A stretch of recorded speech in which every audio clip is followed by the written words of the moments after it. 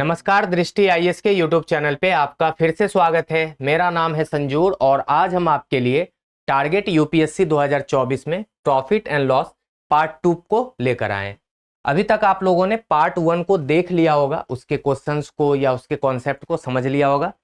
Profit and loss में आपको सबसे बड़ी बात है कि वहाँ पे अच्छे अच्छे कॉन्सेप्ट का पता लगा होगा, या प्रॉफिट लॉस में जो टर्म्स हैं cost price, mark price, selling price, discount, आपको इन सभी के बारे में अच्छे से जानकारी मिल गई होगी। क्योंकि अभी तक बहुत सारे लोग कंफ्यूज थे कि कॉस्ट प्राइस कब होगा, सेलिंग प्राइस कब होगा, बस रट लेते थे। लेकिन अब आपको पता लग गया होगा कि cost price according to situation या selling price according to situation change हो जाता है। किसके लिए कॉस्ट प्राइस होगा, किसके लिए सेलिंग प्राइस होगा। कई बार एक ही मूल्य कॉस्ट प्राइस भी होता है, वही मूल्य किसी के लिए सेलिंग प्राइस भी होता है।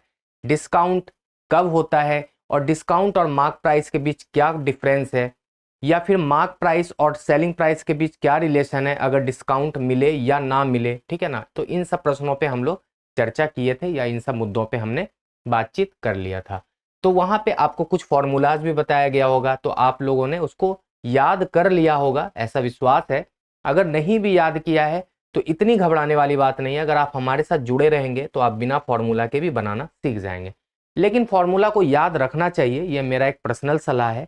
क्योंकि कई बार एग्जाम में क्या होता है कि मुझे शॉर्ट ट्रिक या कॉन्सेप्ट याद अगर नहीं आ रहा हो तो फिर फॉर्मूला ही लास्ट ऑप्शन होता है, जिससे कि हम लोग थोड़ा 2-4 मिनट एक्स्ट्रा देके कम से कम क्वेश्चंस को सॉल्व कर लें। तो फॉर्मूला को आप जरूर याद करें। हालांकि आप रटे नहीं, फॉर्मूला को समझ के याद करें, क्योंकि मैंने उस दिन आपको बताया था कि फॉर्मूला कैसे बना है।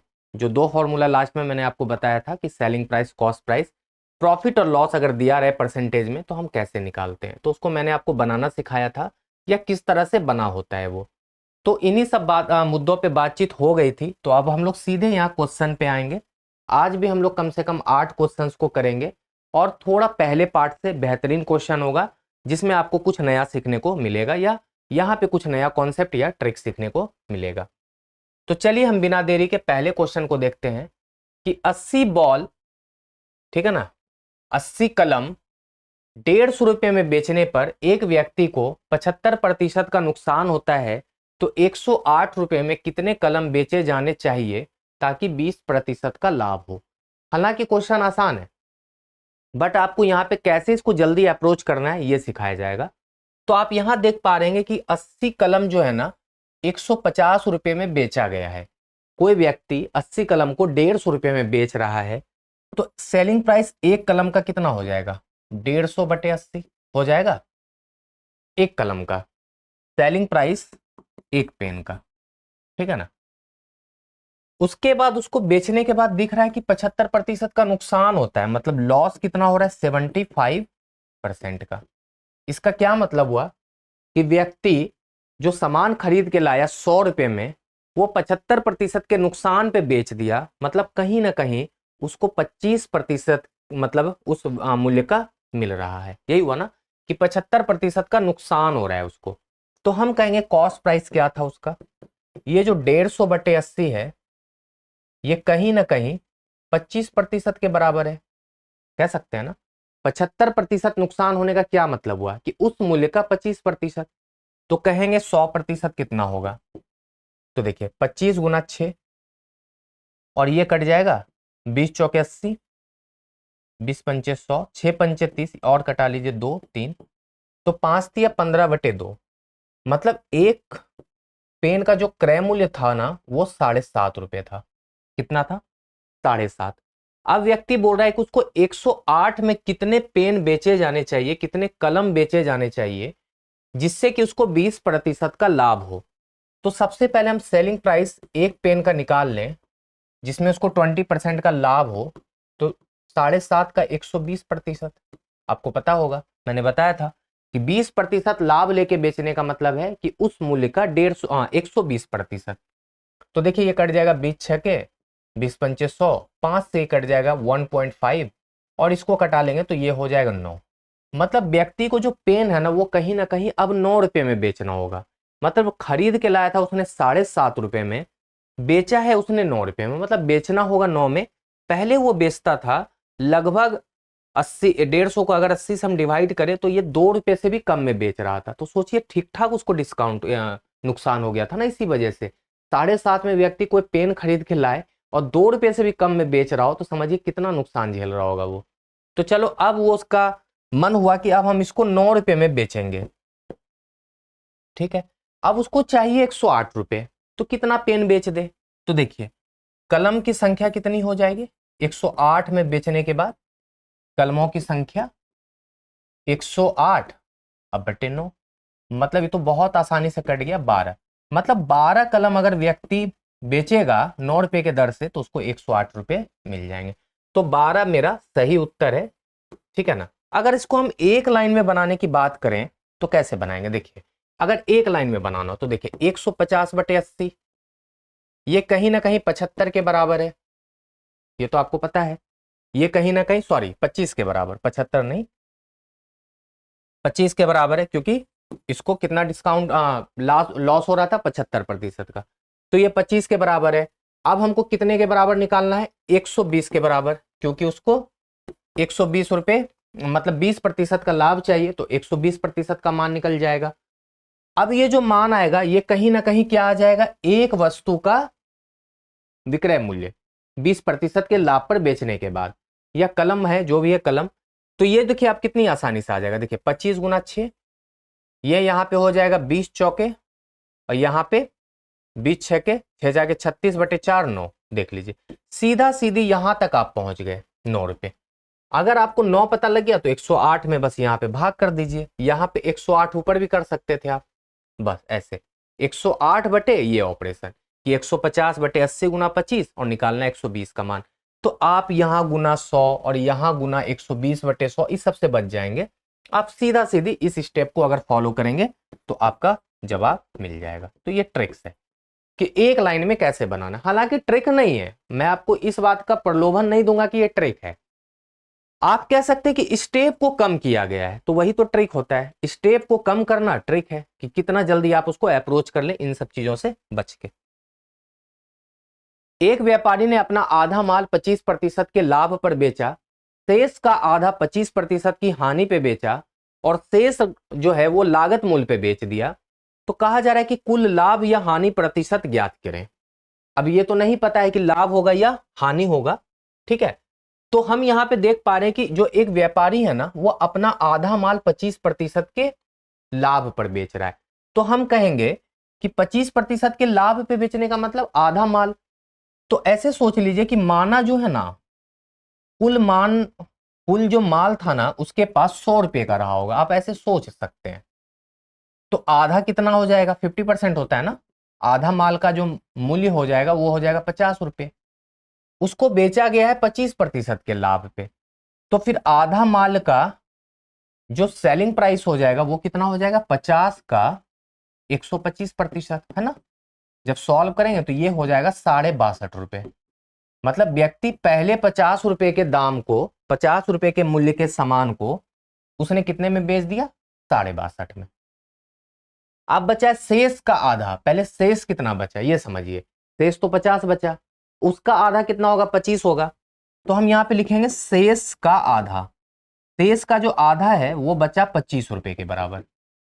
अब व्यक्ति इसको कितनी की हानि पे बेच रहा है? 25% की हानि पे। तो शेष का आधा का सेलिंग प्राइस क्या हो जाएगा? तो 25 का 75%, है ना। जब इसको सॉल्व करेंगे तो देखिए क्या हो जाएगा?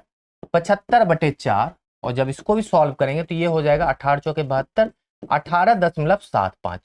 मतलब व्यक्ति 25 रुपए के सामान को 18.75 रुपए में बेचा है। अब कहा जा रहा है कि शेष को लागत मूल्य पे बेचा। अब शेष कितना बचा? शेष का विक्रय मूल्य, लागत मूल्य पे बेचने का मतलब क्रय मूल्य और विक्रय मूल्य बराबर है।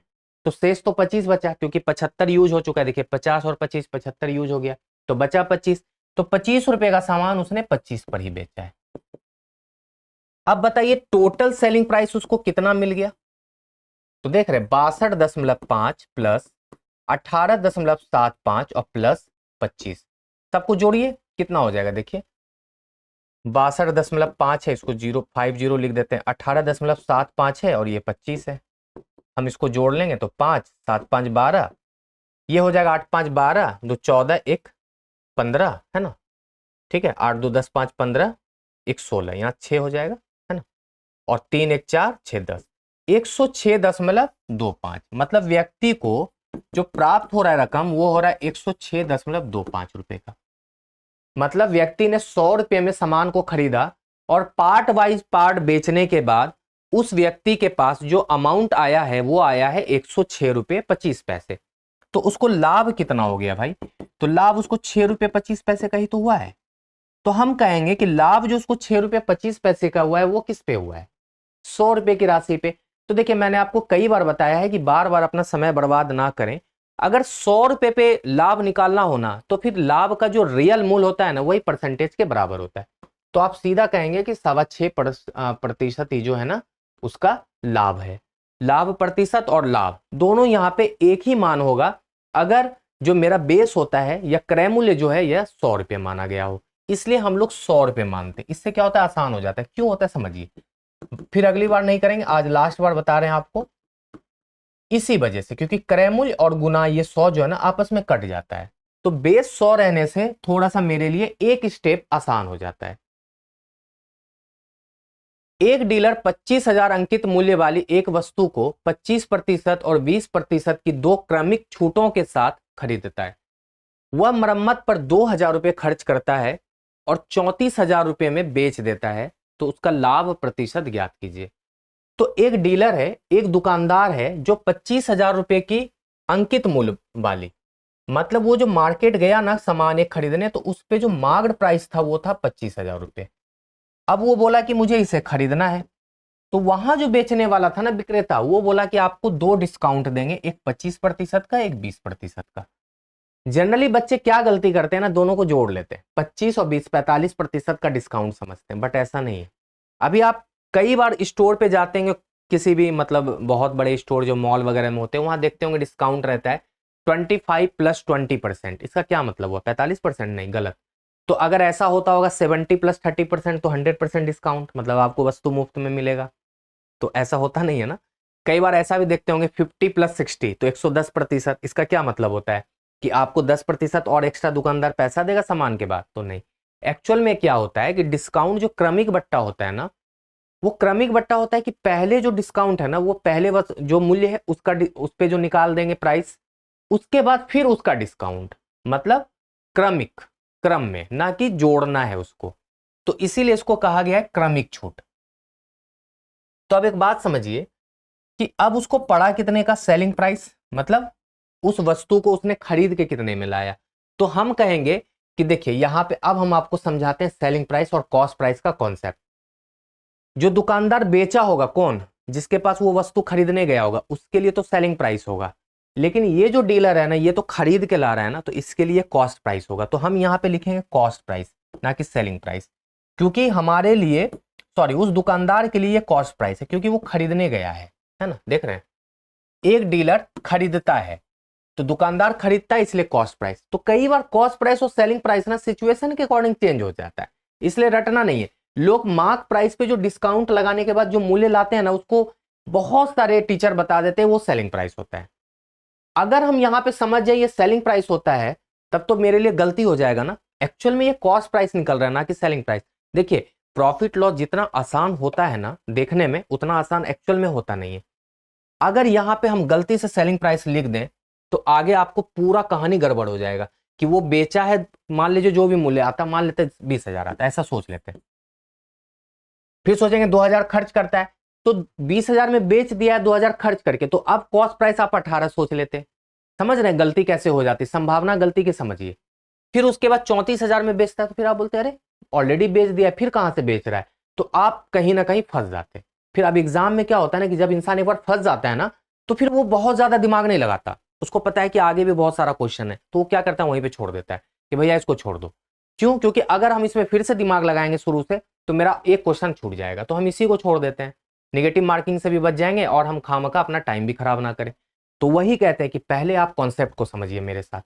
इसलिए आपको ऐसा मतलब नहीं है कि इजी क्वेश्चन है, डिफिकल्ट क्वेश्चन हम नहीं कर पा रहे हैं, इसलिए नहीं कर पा रहे हैं ना आप इजी क्वेश्चन, डिफिकल्ट क्वेश्चन, क्योंकि आपका इजी का कॉन्सेप्ट अभी क्लियर नहीं हुआ है। आप समझ नहीं पाए प्रॉफिट लॉस क्या होता है, कैसे बनाना है, अप्रोच क्या है, कॉस्ट प्राइस क्या होता है, सेलिंग प्राइस क्या होता है। तो ये सब आप हमारे साथ सीखिए। एक्चुअल में ये सेलिंग प्राइस है। सॉरी कॉस्ट प्राइस है। तो 25,000 का पहले उसको 25% का डिस्काउंट मिला, मतलब 75% पे खरीदा होगा। और एक बात बताऊं, सीधे आप फ्रैक्शन में करिए, 3/25% को क्या करेंगे, उसने 25% डिस्काउंट मिला तो खरीदा 75% पे, 75% का फ्रैक्शन 3/4, 20% डिस्काउंट मिला फिर से इस मूल्य पे। अब क्या है ना कि इस मूल्य पे 20% मिला फिर से। समझ पाए ना कि क्रमिक का मतलब क्या होता है, पहले डिस्काउंट जो मिला ना, फिर डिस्काउंटेड प्राइस पे दूसरा डिस्काउंट, ना कि ओरिजिनल प्राइस पे। तो इसका क्या होगा 20%, मतलब 80/100, मतलब 80% पे खरीदा तो ये हो जाता है 4/5। फ्रैक्शन में तो 4/5। फ्रैक्शन में लिखने से क्या होता है ना कि थोड़ा सा आसान हो जाता है। देखिए 4 आपको यहाँ पे साफ साफ कटता हुआ दिख रहा होगा, यहाँ कट जाएगा 5,000 बार में, अब 5 या 15,000, मतलब 15,000 था कॉस्ट प्राइस। मतलब वो जो व्यक्ति है ना, दुकानदार है, डीलर, वो 15,000 में खरीद के वस्तु को ले आया। अब उस पर 2,000 रुपये वो खर्च करता है, क्योंकि हो सकता है सामान जो है ना सेकेंड हैंड होगा, पुराना होगा, तो लिखेंगे कि फाइनल सीपी, क्योंकि भाई जो खर्च किया वो तो सीपी में ही काउंट करेगा ना, वो व्यक्ति अपने लागत में ही खर्च करेगा। तो 17,000, मतलब रियल में उसको 17,000 की वस्तु पड़ी है, ना कि 15,000 की, क्योंकि 2,000 वो अपने जेब से लगाया ना। अब वो 34,000 में बेच रहा है, तो देखिए अब कितना में बेच दिया वो, 34,000 में। 17,000 की वस्तु को 34,000 में बेचा, मतलब कितने में प्रॉफिट पे बेच दिया, 17,000। मतलब 17,000 में खरीद के लाया और 17,000 का प्रॉफिट ले लिया। तो अब देखिए निकालने की जरूरत नहीं है। ऐसा क्वेश्चन कभी भी आ जाए ना कि जितने में खरीदा है और उतना ही प्रॉफिट हो रहा है सेम टू सेम, तो 100% उसको प्रॉफिट हो रहा है, तो हम क्यों निकालेंगे, ज्यादा मेहनत करना क्या है। और सोचिए, आप ये भी नहीं करते, ये घटाना भी नहीं था आपको, आप ऐसे सोचते कि 17 की वस्तु को 34 में बेच रहा है, तो 17 गुना 2, अगर 2 गुना आप पे बेच रहा है, इसका मतलब है कि 100% लाभ पे बेच रहा है, तो आप वहां पे भी कर सकते थे। तो आपको ये भी करने की जरूरत नहीं होती, आप इसको भी छोड़ सकते थे। आप सीधा देख लेते कि फाइनल सीपी 17,000 है, एसपी 34,000 है, तो सीधे डबल है। तो डबल का मतलब ही होता है 100% लाभ। अगर कोई वस्तु को हम 100 में लाए, 200 में बेचे, तो 100% लाभ है ना।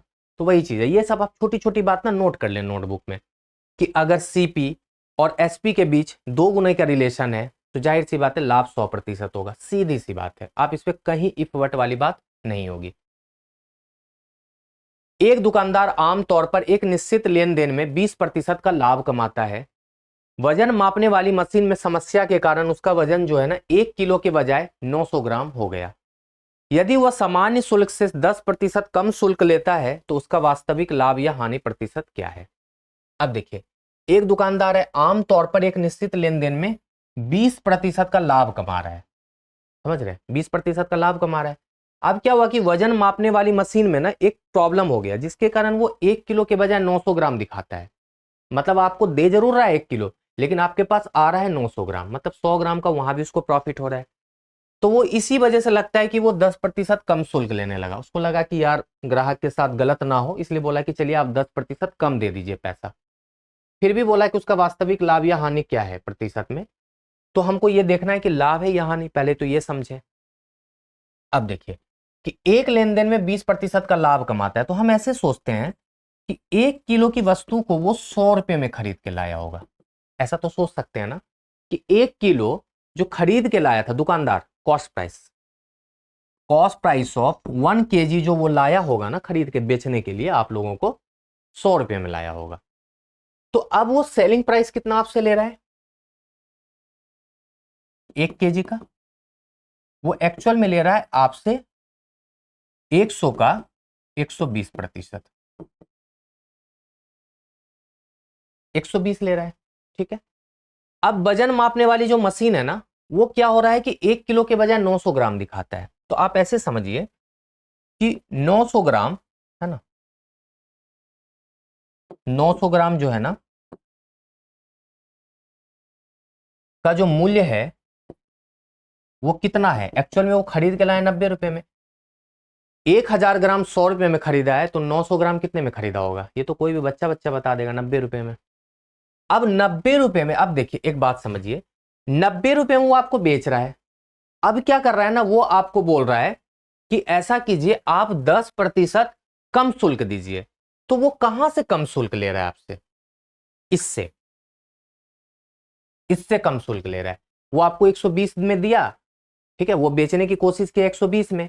अब वो सोचा कि नहीं 120 नहीं लेंगे, एक्चुअली मेरा वजन जो है तराजू का खराब हो गया है। तो दुकानदार बोला कस्टमर से कि ऐसा कीजिए भैया, आप ना 10% कम पैसा दे दीजिए। दुकानदार बोला तो कस्टमर बोला ठीक है 10% हम कम दे देते हैं। तो उसको रियल में सेलिंग प्राइस कितना मिल रहा था, तो 120 का 90% ही मिल रहा था, मतलब 108 रुपए। समझ गए ना कि एक्चुअल में उसको 120 लेना था, लेकिन वो 120 ना लेके दुकानदार 108 रुपए ले रहा था कि भैया 108 ही दे दीजिए। कस्टमर ने 108 पे कर दिया। कस्टमर भी खुश हो गया कि चलो भाई दुकानदार बहुत अच्छा था, उसका वजन भी खराब हो गया, तो उसने मेरे से ईमानदारी से 10% कम ले लिया। लेकिन क्या दुकानदार कभी भी बेवकूफ तो होता नहीं है, वो तो कमाने बैठा है, वो क्यों आपको लॉस पे बेचेगा। अब दुकानदार बोला कि देखते हैं हमको कितना प्रॉफिट हुआ रियल में। अब देखिए दुकानदार उसको रियल में कितने का सामान बेचा था, समझिए बात को। 100 रुपए का सामान नहीं बेचा था। उसको लग रहा होगा कस्टमर को कि वो 100 रुपए का सामान हमको बेच रहा है, बट ऐसा नहीं है। आपको केवल और केवल वो 90 रुपए का ही तो सामान बेचा ना, क्योंकि 900 ग्राम सामान बेच रहा था, तो कॉस्ट प्राइस वो 90 रुपए हो गया। समझ पा रहे हैं ना, वो आपको 90 रुपए का सामान बेच रहा था, 100 रुपए का नहीं। और आपसे वो चार्ज कितना कर लिया, 108 रुपए। आप समझ पा रहे हैं, वो आपसे चार्ज 108 कर रहा है और बेच रहा है 90 रुपए के सामान को, तो लाभ कितना ले लिया आपसे, 18 रुपए। तो कहीं ना कहीं अभी भी वो प्रॉफिट में है, तो कितने परसेंट के प्रॉफिट में, तो 18/90। अब 90 क्यों क्योंकि कॉस्ट प्राइस 90, 18/90 गुना 100%। तो अभी भी उसको आराम आराम से यहां पे 20% का ही लाभ हो रहा है। समझ पा रहे हैं, मतलब जो रियल में उसको लाभ है ना, वो अभी बाद में भी वही लाभ हो रहा है।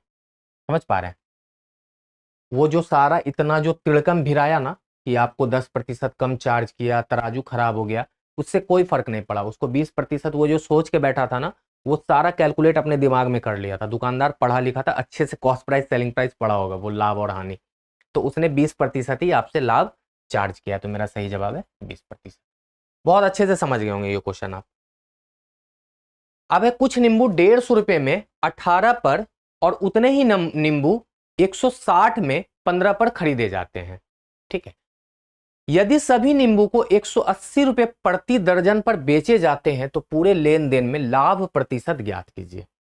अब देखिए दुकानदार एक खरीदने गया नींबू मार्केट से, मंडी में, वहां पे वो दो क्वालिटी का नींबू खरीदा। एक तो खरीदा कि 150 में 18 नींबू और एक खरीदा 160 में 15 नींबू। अब दोनों नींबू को उसने मिला दिया, ठीक है, आपस में मिक्स कर दिया और आके अपने शॉप पे 180 रुपए में 1 दर्जन नींबू बेचना शुरू कर दिया। तो देखिए टोटल अगर कॉस्ट प्राइस की बात करें तो उसने 150 नींबू खरीदा 18 रुपए में, सॉरी 18 नींबू खरीदा 150 में और 160 रुपए में 15 नींबू खरीदा। ठीक है, तो अब हम देख पा रहे हैं कि उसने अभी यहां पे देखिए एक नींबू का ये मूल्य है और ये भी एक नींबू का मूल्य है, तो दोनों नींबू का कॉस्ट प्राइस हो गया, नहीं है, तो टोटल सीपी ऑफ 2 लेमन कहेंगे इसको। यही बच्चे जनरली गलती कर जाते हैं, यही समझिएगा, यहां 2 नींबू का दाम जुट रहा है। अगर हम इसको सॉल्व करें तो देखिए ये कट जाएगा 5×3=15, 5×3=15, 2 32, ये कट जाएगा 6×3=18, है ना, और 6 से ये 25 बार में कट जाएगा। अब आराम आराम से जुड़ जाएगा, ये 5×2 7 और 3×2 5, 57/3। अच्छा ये तो बहुत मजे मजे में कट गया। 19 रुपए में वो 2 नींबू लाया था खरीद के। कितने में लाया था, 19 रुपए में 2 नींबू। तो टोटल एसपी या टोटल सीपी ऑफ 1 लेमन कितना हो जाएगा, 19/2, है ना, 2 से भाग करेंगे ना। एक्चुअल में उसको कॉस्ट प्राइस पड़ा था कितना, 9.5 रुपए, 9×2 = 18, 19, 9.5 रुपए में वो खरीद के लाया एक नींबू को। ओवरऑल समझ लीजिए, एवरेज प्राइस समझ लीजिए आप कि ओवरऑल उसने 9.5 रुपए में एक नींबू पड़ रहा था उसको, दोनों को मिलाने के बाद उसने बेचा कितने में है।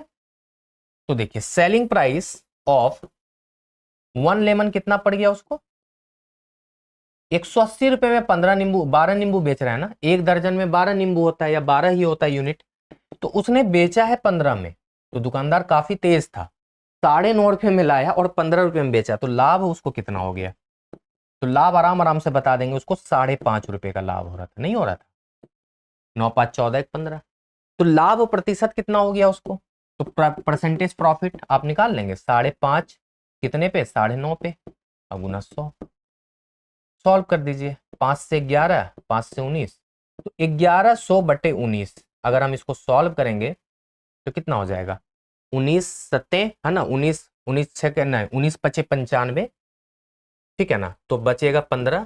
तो 5 वाला ऑप्शन एक ही दिख रहा है, अच्छा 2 ऑप्शन है, 19 पचे 95, 15 तो 150, तो कितना हो जाएगा, 19 अट्ठे लगभग 7 है ना, 57.89% आएगा। आप कैलकुलेशन कर लीजिएगा, यही आएगा। तो हम कहेंगे उसको जो लाभ है ना वो 57.89% का हो रहा था। तो बढ़िया क्वेश्चन था, बस आपको समझना था।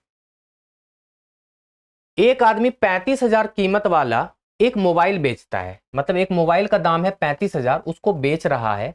वह पहले 20,000 पर अब ना वो अलग अलग तरीके से कस्टमर को लुभाने का प्रयास कर रहा है कि भैया 35,000 का मोबाइल है, हम आपको पहले 20,000 पे 8% की छूट देंगे और अगले 10,000 पे 5% की छूट देंगे, और वह कुल राशि पर, अब देखिए वो कुल राशि पे 8% की छूट देना चाहता है, तो वह शेष राशि पर कितनी छूट दे सकता है।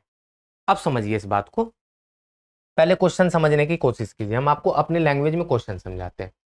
एक व्यक्ति है 35,000 का सामान खरीदा, मोबाइल, ठीक है, अब वो बेचने वाला है मोबाइल को। अब मोबाइल को जो बेच रहा है 35,000 के मोबाइल को, मान लेते हैं कि ये कॉस्ट प्राइस है 35,000।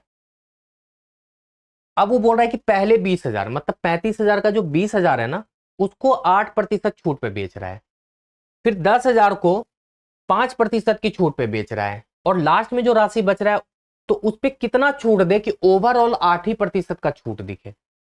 तो कहेंगे कि सेलिंग प्राइस कितना हो जाएगा, इसको मार्क प्राइस समझ लीजिए, क्योंकि छूट की बात हो ना तो मार्क प्राइस डिनोट कर लिया कीजिए कि कभी आगे कंफ्यूजन ना रहे। तो 35,000 पे वो 8% छूट देना चाह रहा है, मतलब वो 92% चार्ज करना चाह रहा है केवल और केवल।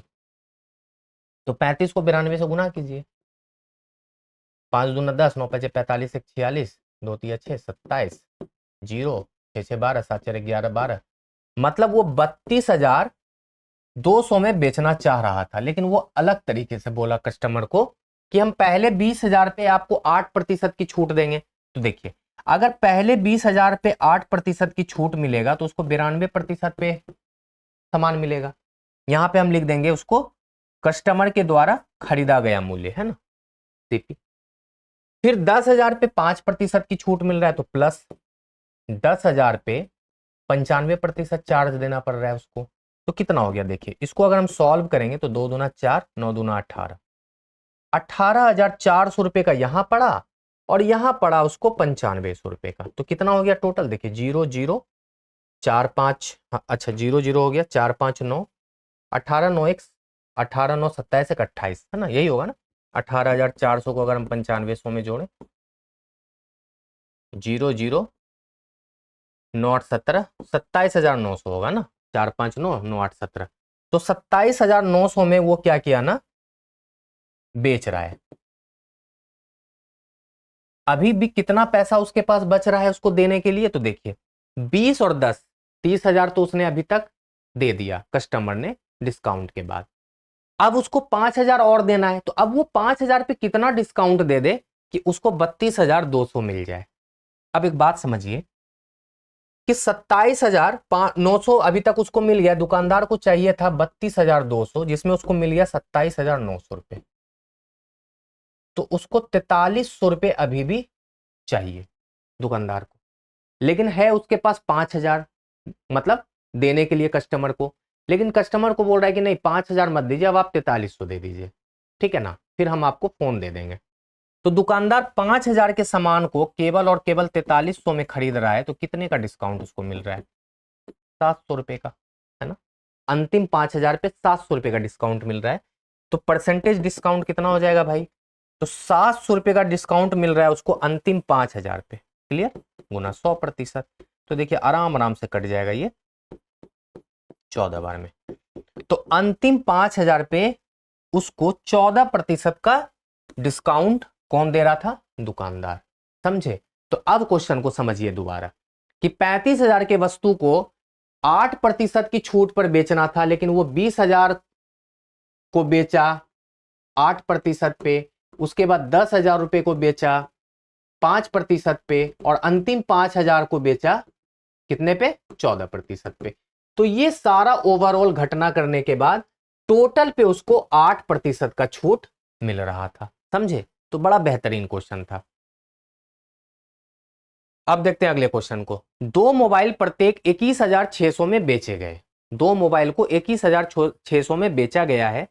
पहले को 20% लाभ और दूसरे को 25% की हानि पर बेचा गया, तो कुल लाभ या हानि प्रतिशत ज्ञात कीजिए। देखिए, अब यहां पे दो मोबाइल है, एक है पहला और एक है दूसरा, इसलिए हम दोनों को अलग अलग कर दिए जिससे समझाने में आसानी हो आपको।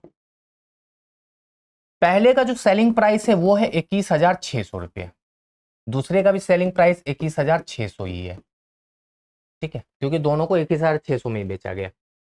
पहले पे उसको लाभ मिला है 20% का, दूसरे पे हानि हुई उसको 25% की।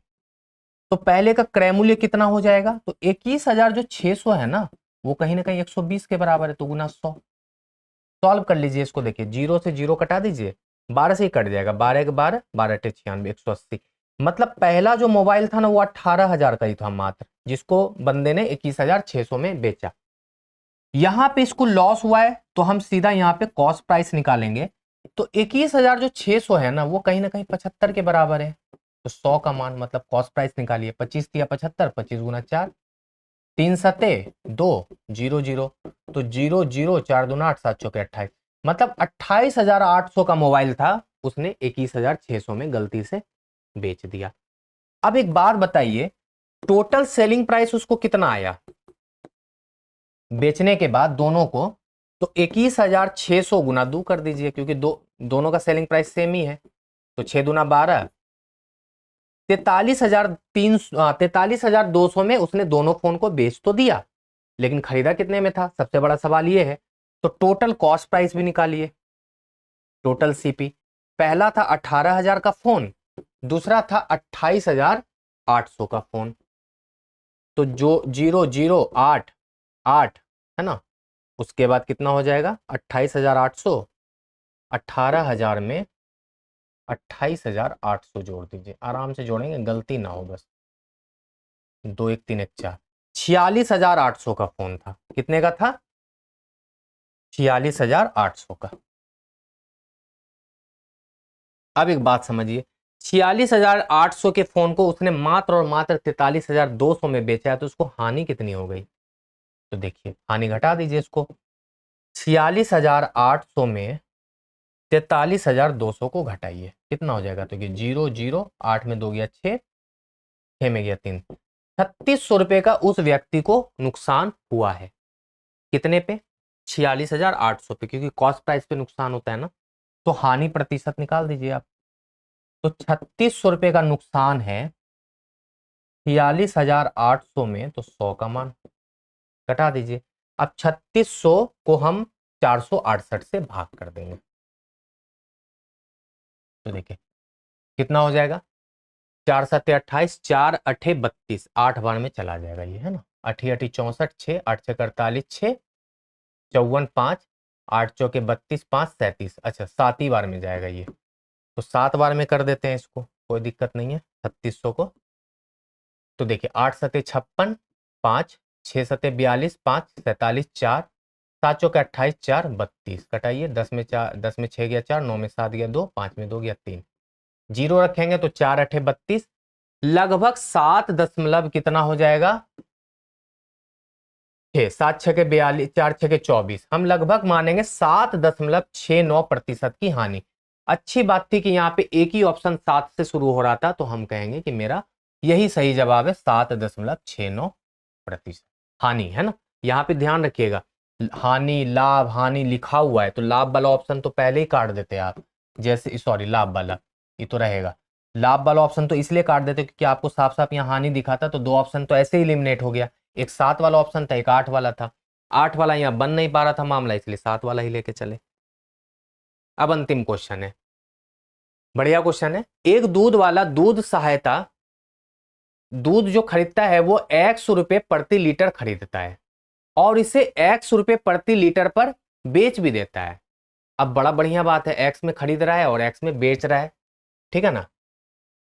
तो अब वो, लेकिन वो कर क्या रहा है ना कि वो प्रत्येक 8 लीटर दूध में 2 लीटर पानी मिला देता है। तो लाभ प्रतिशत ज्ञात कीजिए, तो ऑब्वियसली लाभ होगा भाई, क्योंकि पानी मिला रहा है वो। तो देखिए 100 रुपये में खरीदा है वो, 100 रुपये प्रति लीटर में खरीदा है और 100 रुपये प्रति लीटर में बेचा भी है। लेकिन फर्क क्या था, फर्क ये था कि वो 8 लीटर दूध में 2 लीटर पानी मिला रहा था। तो अभी 1% के लिए आप सोच लीजिए कि वो ना 8 ही लीटर दूध खरीद के लाया है, ज्यादा नहीं लाया था। तो वो खरीद के अगर 8 लीटर दूध लाया है तो मान लेते हैं कॉस्ट प्राइस कितना हो जाएगा, 8 इंटू एक्स, 8x, मतलब 8x का दूध लाया। बेचा कितने में, तो देखिए अब जो है ना वो 8 लीटर में 2 लीटर पानी मिला है, तो एक्चुअल में वो 8 लीटर का दूध बन गया 10 लीटर। तो 10 लीटर दूध को x में बेच दिया, तो 10x में बेच दिया। तो लाभ कितना हो गया, तो लाभ उसको एक्चुअल में 2x रुपए का हुआ। तो लाभ प्रतिशत कितना हो जाएगा, 2x मिला है उसको 8x पे, तो गुना 100%, मतलब उसको 25% का लाभ हुआ है दूध को बेचकर। तो ये अच्छा क्वेश्चन था। तो इस तरह हम लोग आज प्रॉफिट लॉस के कुछ अच्छे अच्छे क्वेश्चंस को हम लोगों ने किया है, कॉन्सेप्ट को समझते हुए, ट्रिक को समझते हुए। तो हम पार्ट 3 में इसको समाप्त कर लेंगे संभवतः। आप हमारे साथ जुड़े रहिए और जल्दी से वीडियो को देखें, वीडियो को लाइक करें, वीडियो पे कमेंट करें, चैनल को सब्सक्राइब करें और टेलीग्राम चैनल से जुड़ के हमेशा आप वहां से पीडीएफ जरूर डाउनलोड कर लें, क्योंकि आपको वहां से फिर प्रैक्टिस करने का दोबारा मौका मिलेगा। वहां पे वीडियो का लिंक भी मिल जाएगा आपको। तो इसी तरह आप हमारे साथ 2024 तक कंटिन्यू जुड़े रहें और अपनी तैयारी को बेहतरीन बनाएं। इसी तरह हम आपसे सप्ताह में 3 दिन मिलते रहेंगे और आपकी तैयारी को अच्छे से कराते रहेंगे। तो चलिए मिलते हैं अगले वीडियो में। आज के लिए शुक्रिया।